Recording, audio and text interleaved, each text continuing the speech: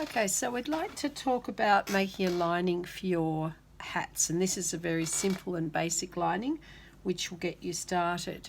Now, I've already assembled mine to a certain point, so I'm going to start by just showing you how to cut it out. I've laid out a piece of calico here, and I've cut a 45-degree angle here, so I've just cut a line across on the bias, and as you know, bias makes stretchy. Then I've cut the depth of my hat plus the seam allowance for the top and for the bottom. And for the purposes of this, I'm going to have a centimetre up here, and I'm actually going to have a little bit more than a centimetre down below. So a centimetre minimum, but you can have longer. And then I've cut. The shape that I have remaining is on the bias, like that. You can see that stretch. And this distance will be the circumference of the hat plus your two seam allowances, so plus your centimetre. When you're putting these together to sew them, the actual seam will go in a diagonal line, and the advantage of that is that does not stretch. Now the edges should cross each other, just the seam allowance distance from the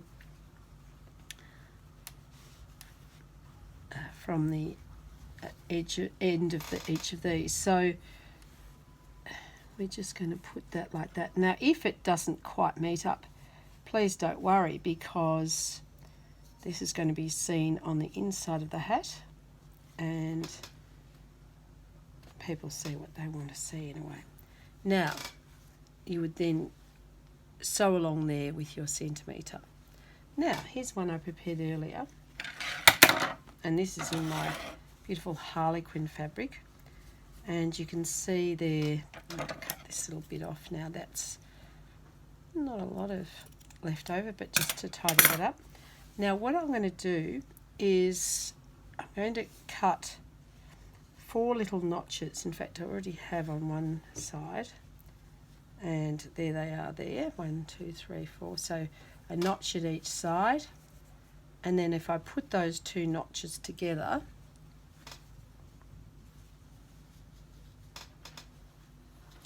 I'll put 2 more notches there. So then I've got, can you see that? 4 points. Is that a notch? Yes, good. 4 points where I know are equal distance from each other.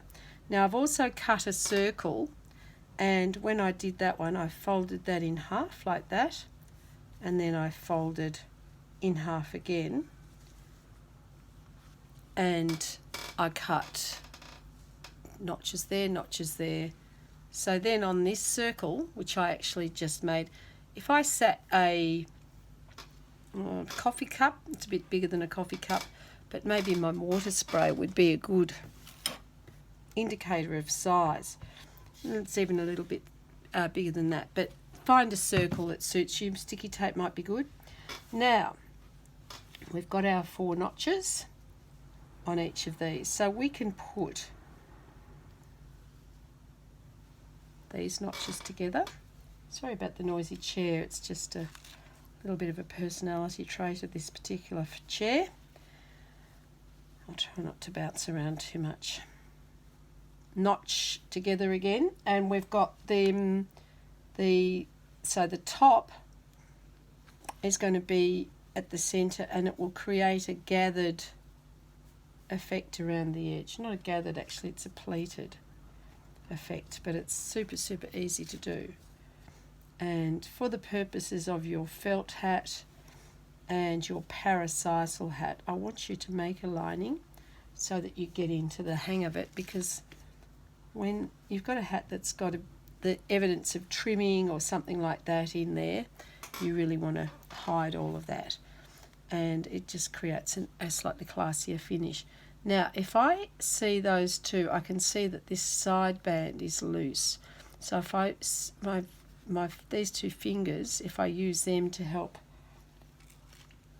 distribute evenly all the way around.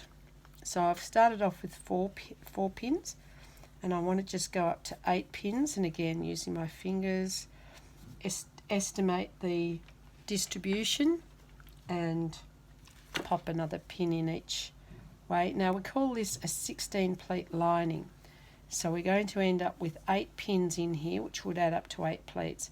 So we need to go around and do that again, so it'll be 16 instead of 8, so double the number. So fingers there, put that in the middle approximately, pop pin the pin, and then once I've done that one time round, you can see it's starting to look like a little bit of a interesting thing. I don't even know what it looks like. So then we split each of those and we drop in another pin in each of those spots. So bear with me while we go around there.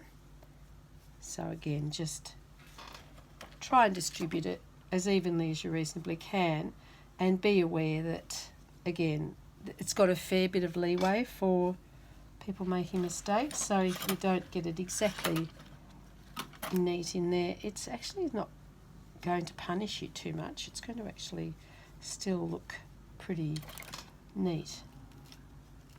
So it makes you look pretty good.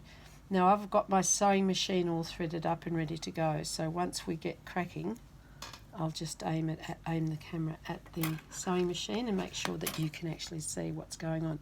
Because with the sewing machine, it's not a massively complicated job, and it feels a little bit weird. It feels a little bit weird because we've got a lot of sort of odd shapes to go under the machine, but in reality it's pretty straightforward. So we've got one more, I think, to do, and the smaller the circle at the centre, now that's it. So now I've got 16 pins and it looks like a bit of voodoo action. Now I'm going to pull this machine down here so you can see what's going on, and I'm going to pop, I've got the thread there, and I'm just going to drop that, and it kind of doesn't even really matter where you drop it. Now I've got my centimetre seam allowance, and the tricky thing about this is, ideally, once you've got to the pin, you take it out. Ideally, don't run over the pins. It's not the end of the world if you do run over them, but I have experienced the pin snapping, the needle snapping as I go. Now I will keep you here watching this because I want you to see. So I'm just aiming, I'm watching that notch at the side for the seam allowance. Now I think that might have dropped a pin there, I might have missed a pin there, but you'll see how forgiving it is when we get around there. So as long as we keep those two edges together with each other, and we're watching that seam allowance line, you should be absolutely no trouble at all.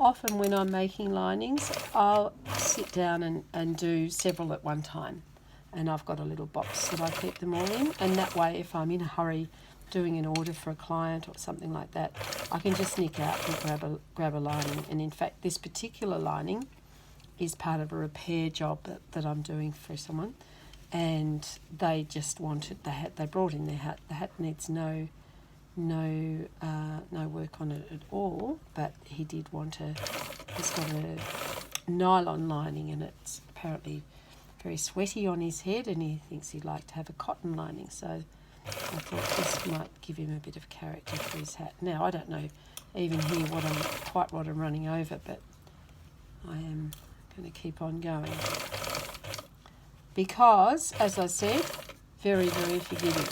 Okay, now all around, managed to miss 2 pins. Now looking inside, you'll see the lining Now, you'd have to be a bit of a perfectionist to look in there and see any problems. So you can see that there. So that's actually a pretty successful job, and that circle looks quite neat, and all I need to do is cut off my loose threads on the outside, and then I can insert them into the hat, and because I've allowed that little centimetre, I can actually fold that up into the hat, and I'll sew that on. It doesn't really matter what stitch I use, a slip stitch or a top stitch will be fine, and the real requirement is that it's reasonably easy to take the lining out if I need to do repairs on the hat in future. So that's your simple first lining